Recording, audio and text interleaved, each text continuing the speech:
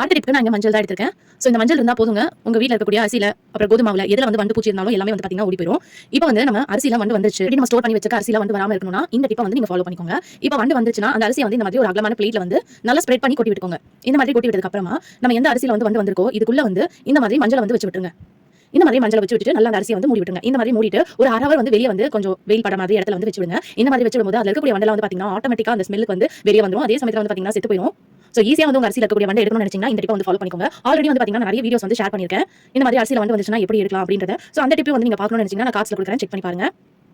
So இப்போ சைடுல பாக்கும்போது உங்களுக்கு தெரியும் ஒரு அரவர் நான் வச்சுட்டு எடுத்துட்டேன். அதுக்கப்புறம் பாருங்க எல்லாம் வந்து அரிசில இருந்து வெளியே வந்துருச்சு. இப்போ நீங்க அரிசி வந்து ஸ்டோர் பண்ணி வைக்கும்போது இந்த மாதிரி ஸ்டோர் பண்ணி வச்சீங்கன்னா எவ்வளவு வருஷம் ஆனாலும் அந்த அரிசில வந்து வண்டு வராது. அதுக்கு வந்து கொஞ்சமா கீழ வந்து ஒரு மஞ்சள் துண்டு இந்த மாதிரி போட்டுருங்க. போட்டுட்டு ஒரு லேயர் அரிசி மாதிரி போட்டுருங்க. இந்த மாதிரி போட்டதுக்கு அப்புறம் திருப்பி ஒரு துண்டு மஞ்சள் வந்து போட்டுருங்க. அதுக்கப்புறம் திருப்பி வந்து அரிசி வந்து இந்த மாதிரி போட்டுருங்க. சோ இந்த மாதிரி லேயர் லேயரா போடும்போது ஒவ்வொரு லேயர்லயும் அந்த மஞ்சள் இருக்கனால அந்த மஞ்சளோட வாசனைக்கு மஞ்சள் ஆல்ரெடி எல்லாருமே தெரியும் நல்ல கிருமி நாசினி. சோ இந்த மாதிரி வைக்கும்போது அந்த லேயர் லேயரா மஞ்சள் இருக்கனால அந்த ஸ்மெல்லுக்கு வந்து பாத்தீங்கன்னா எந்த ஒரு வண்டு பூச்சி வந்து வராது. கண்டிப்பா யூஸ்ஃபுல்லா இருக்கும். ட்ரை பண்ணி பாருங்க.